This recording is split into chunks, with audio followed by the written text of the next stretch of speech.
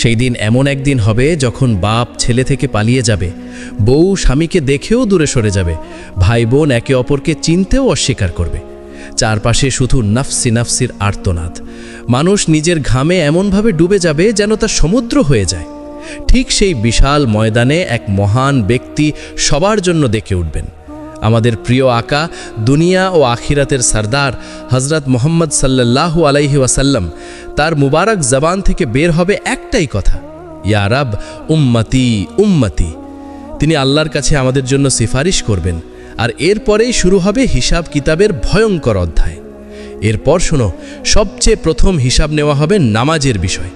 কারণ রাসূলুল্লাহ সাল্লাল্লাহু আলাইহি ওয়াসাল্লাম স্পষ্টভাবে বলেছেন, কিয়ামতের দিন প্রথম প্রশ্ন হবে নামাজ নিয়ে।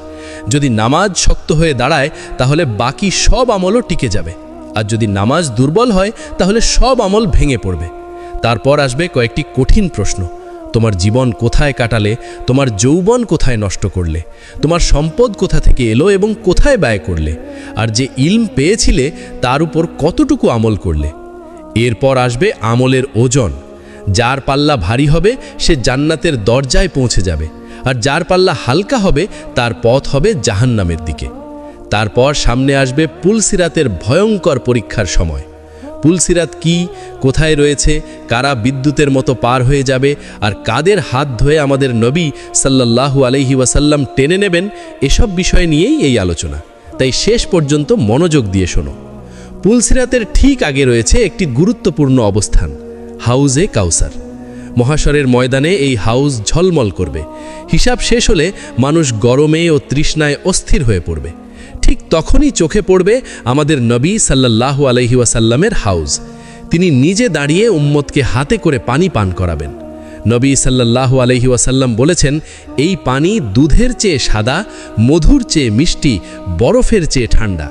এর সুগন্ধ কস্তুরীর চেয়ে উত্তম, আর এর পেয়ালা আকাশের তারার চেয়েও বেশি। যে একবার এই পানি পান করবে সে আর কখনো তৃষ্ণার্ত হবে না। রিওয়ায়েতে এসেছে, নেককার বান্দারা পুলসিরাত পার হওয়ার আগেই হাউস থেকে পানি পান করবে, আর কিছু মানুষ গুনাহের কারণে পুলসিরাত পার হওয়ার পর পান করবে, যাতে পুলসিরাতের কষ্টে তাদের গুনাহ ঝরে যায়, এবং এরপর তারা হাউজের পানি পান করে প্রশান্তি পায়।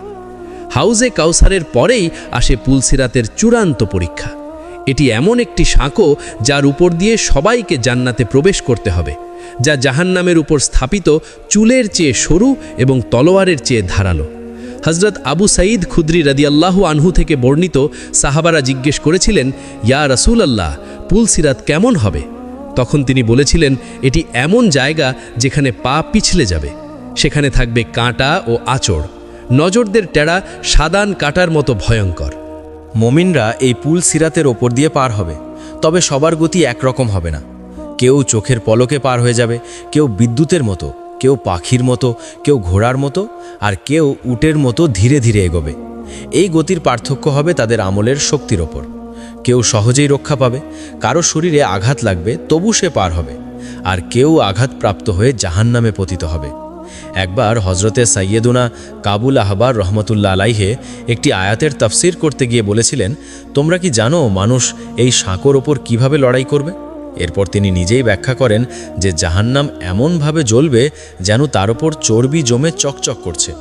নেক বান্দার পা পড়তেই এক ঘোষণা হবে, হে জাহান্নাম, আমার দল ছেড়ে দাও এবং তোর দল ধরে নাও।